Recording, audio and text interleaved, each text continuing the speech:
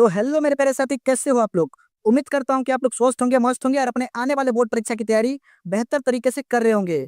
दोस्तों, आज इस वीडियो के माध्यम से क्लास 10th हिंदी की 50 VVI ऑब्जेक्टिव प्रश्न लेकर के आया हूँ, जो आपकी होने वाली 2026 बोर्ड परीक्षा के लिए बहुत ही ज्यादा इंपॉर्टेंट होगा। तो दोस्तों, मैं उम्मीद करता हूँ कि इस वीडियो के माध्यम से हम जितने भी हिंदी के ऑब्जेक्टिव प्रश्न को बताऊंगा, उन्हें आप शुरू से देखिएगा और बनाने का प्रयास कीजिएगा। और दोस्तों, सारे क्वेश्चन करने के बाद अंत में इसी वीडियो के कमेंट बॉक्स में जरूर लिखकर बताइएगा कि यह 50 ऑब्जेक्टिव प्रश्न में से आप लोगों ने कितना प्रश्न खुद से सही कर पाए। तो चलिए दोस्तों, अगर वीडियो आपको पसंद आए तो एक लाइक जरूर कीजिएगा, और अगर आप चैनल पे नए हैं तो चैनल को जरूर सब्सक्राइब कर लीजिए, क्योंकि दोस्तों इस चैनल के माध्यम से आपको हर रोज क्लास 10th का इंपॉर्टेंट क्वेश्चन मिलता रहेगा, जो आपके होने वाले 2026 बोर्ड परीक्षा के लिए बहुत ही ज्यादा इंपॉर्टेंट होगा। तो चलिए दोस्तों, बिना देरी किए हुए हम लोग शुरू करते हैं। तो चलिए दोस्तों, आज का पहला क्वेश्चन है, भीमराव अंबेडकर की मृत्यु कब हुई। बताइए दोस्तों कि भीमराव अंबेडकर जी की मृत्यु कब हुई। तो भीमराव अंबेडकर जी की मृत्यु 1956 ईस्वी में हुई थी, यानी इसका सही जवाब ऑप्शन नंबर ए है। और दोस्तों, आप लोग बताइए कि भीमराव अंबेडकर जी का जन्म कब हुआ था। तो दोस्तों, भीमराव अंबेडकर जी का जन्म 1891 ईस्वी में हुआ था और मृत्यु 1956 ईस्वी में हुआ था। चलिए अगला सवाल है, क्वेश्चन नंबर 2, कि 20 के दांत कहानी के रचयिता कौन है। बताइए कि 20 के दांत कहानी के रचयिता कौन है। तो नलिन बिलोचन शर्मा जी है, यानी इसका सही जवाब ऑप्शन नंबर बी है। और दोस्तों, किसी भी क्वेश्चन का आंसर अगर आप लोगों को पहले से पता होगा तो आप लोग हमसे पहले कमेंट बॉक्स में बताते चलिएगा। चलिए अगला सवाल है, क्वेश्चन नंबर 3, कि मैक्स मुलर के अनुसार सच्चे भारत के दर्शन कहाँ हो सकते हैं। बताइए दोस्तों कि मैक्स मुलर जी के अनुसार सच्चे भारत के दर्शन कहाँ हो सकते हैं। तो ग्रामीण भारत में, यानी इसका सही जवाब ऑप्शन नंबर सी है। चलिए अगला सवाल है, क्वेश्चन नंबर 4, कि पराजय में कौन सा उपसर्ग है। बताइए दोस्तों कि पराजय शब्द में कौन सा उपसर्ग है। तो यहाँ परा जो है यह पराजय के क्या है, उपसर्ग है, यानी इसका सही जवाब ऑप्शन नंबर बी है। चलिए अगला सवाल है, क्वेश्चन नंबर 5, कि किसने कहा था कि सब पुराने अच्छे नहीं होते, सब नए खराब नहीं होते। बताइए दोस्तों कि किसने कहा था कि सब पुराने अच्छे नहीं होते और सब नए खराब नहीं होते। तो दोस्तों, कालिदास ने कहा था, यानी इसका सही जवाब ऑप्शन नंबर डी है। चलिए अगला सवाल है, क्वेश्चन नंबर 6, कि शुद्ध वाक्य है। बताइए दोस्तों कि इनमें शुद्ध वाक्य कौन सा है। राम ने पुस्तक खरीदा, कि राम पुस्तक खरीदा, या ऑप्शन सी में राम ने पुस्तक खरीदी, या इनमें से सभी। तो दोस्तों, इसमें शुद्ध वाक्य जो है वह राम ने पुस्तक खरीदी है ना, क्योंकि दोस्तों खरीदी इसलिए होगा क्योंकि यह पुस्तक जो है वो क्या है, स्त्रीलिंग है ना, तो इसलिए इसका शुद्ध शब्द जो हो जाएगा वो हो जाएगा राम ने पुस्तक खरीदी। चलिए अगला सवाल है, क्वेश्चन नंबर 7। दोस्तों, इस वीडियो के माध्यम से हम जितने भी हिंदी के ऑब्जेक्टिव प्रश्न को देखने वाले हैं, आपकी होने वाली 2026 बोर्ड परीक्षा के लिए बहुत ही ज्यादा इंपॉर्टेंट है। तो आप लोग वीडियो को अंत तक देखिएगा और सारे प्रश्न को अच्छे से याद कर लीजिएगा।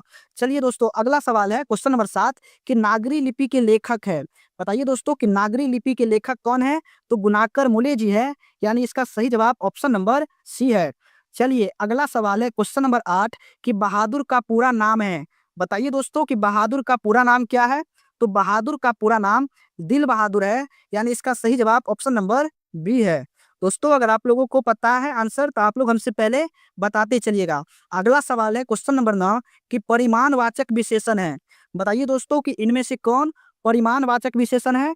तो यहाँ थोड़ा सा जो है वह हमारा क्या है, तो परिमाणवाचक विशेषण है ना। परिमाणवाचक विशेषण क्या है, तो थोड़ा सा, यानी इसका सही जवाब ऑप्शन नंबर सी है। चलिए अगला सवाल है, क्वेश्चन नंबर 10, कि आविन्यो किस नदी पर स्थित है। बताइए दोस्तों कि आविन्यो किस नदी पर स्थित है। तो रोन नदी पर, यानी इसका सही जवाब ऑप्शन नंबर ए हो जाएगा। चलिए अगला सवाल है, क्वेश्चन नंबर 11, कि मछली कहानी में किस वर्ग का जीवन वर्णित है।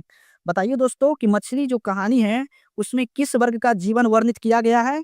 तो मध्य वर्ग का, यानी इसका सही जवाब ऑप्शन नंबर सी है। दोस्तों, एक एक प्रश्न इंपॉर्टेंट है, तो आप लोग सारे प्रश्न को याद करते चलिएगा। अगला सवाल है, क्वेश्चन नंबर 12, कि भाववाचक संज्ञा का उदाहरण है। बताइए दोस्तों कि भाववाचक संज्ञा इनमें से कौन है। सर्दी है, या लकड़ी है, या बहन है, या घड़ी है। तो दोस्तों, भाववाचक संज्ञा जो है वो हमारा सर्दी है, यानी इसका सही जवाब ऑप्शन नंबर ए हो जाएगा। चलिए अगला सवाल है, क्वेश्चन नंबर 13, कि आध्यात्मिक शिक्षा से गांधी जी का क्या तात्पर्य है? बताइए दोस्तों कि आध्यात्मिक शिक्षा से गांधी जी का क्या तात्पर्य है? तो हृदय की शिक्षा, यानी इसका सही जवाब ऑप्शन नंबर ए हो जाएगा। चलिए अगला सवाल है क्वेश्चन नंबर 14 कि महात्मा गांधी के पिता का नाम क्या था? बताइए दोस्तों कि महात्मा गांधी जी के पिता का नाम क्या था? तो करमचंद गांधी, यानी इसका सही जवाब ऑप्शन नंबर डी है। चलिए अगला सवाल है क्वेश्चन नंबर 15 कि निम्नलिखित में सर्वनाम है।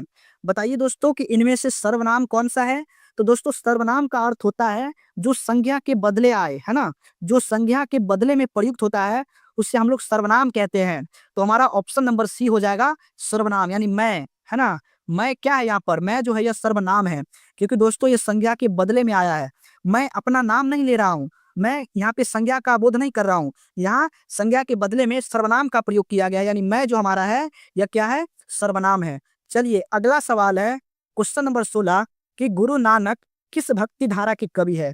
बताइए दोस्तों कि गुरु नानक किस भक्ति धारा के कवि है? तो निर्गुण भक्ति धारा के कवि है, यानी इसका सही जवाब ऑप्शन नंबर बी है। चलिए अगला सवाल है क्वेश्चन नंबर 17 कि रस खान दिल्ली से कहाँ चले गए? बताइएगा दोस्तों आप लोग कि रस खान दिल्ली से कहाँ चले गए?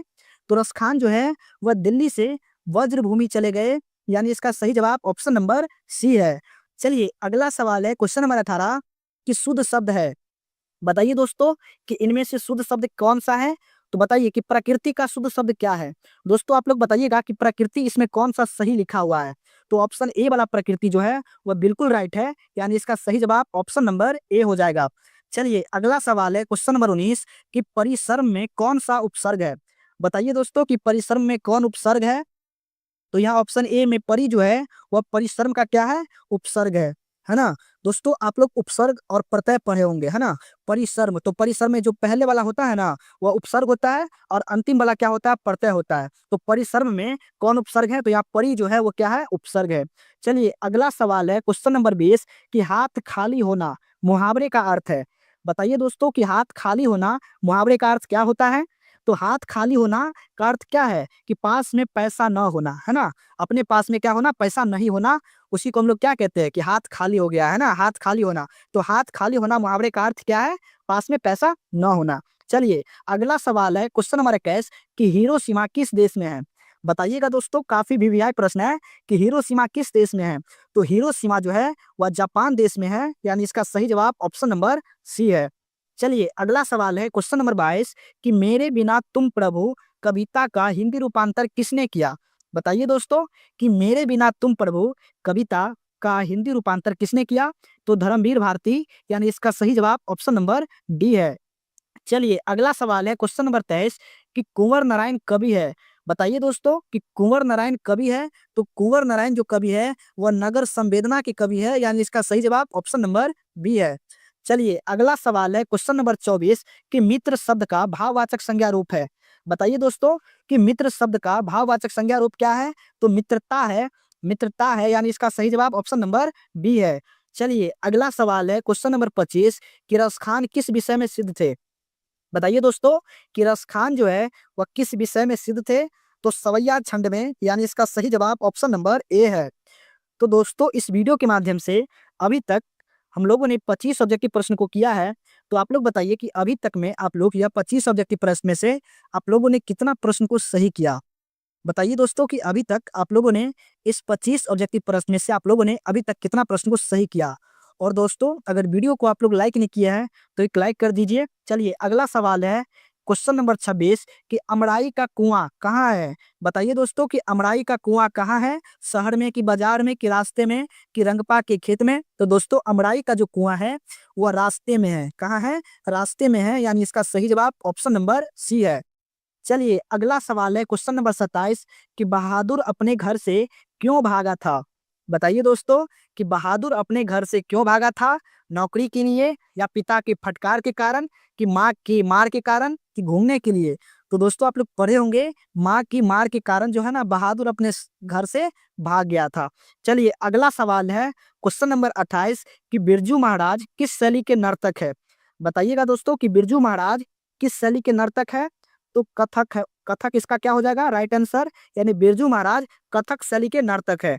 चलिए अगला सवाल है क्वेश्चन नंबर 29 कि मंगू की बड़ी बहन का नाम क्या था? बताइए दोस्तों कि मंगू की बड़ी बहन का नाम क्या था? तो मंगू की बड़ी बहन का नाम कमू था, यानी इसका सही जवाब ऑप्शन नंबर ए हो जाएगा। चलिए अगला सवाल है क्वेश्चन नंबर 30 कि कमर कसना मुहावरे का अर्थ है। बताइए दोस्तों कि कमर कसना मुहावरे का अर्थ क्या है? तो कमर कसना मुहावरे का अर्थ होता है तैयार होना, है ना? यानी इसका सही जवाब ऑप्शन नंबर बी हो जाएगा। अगला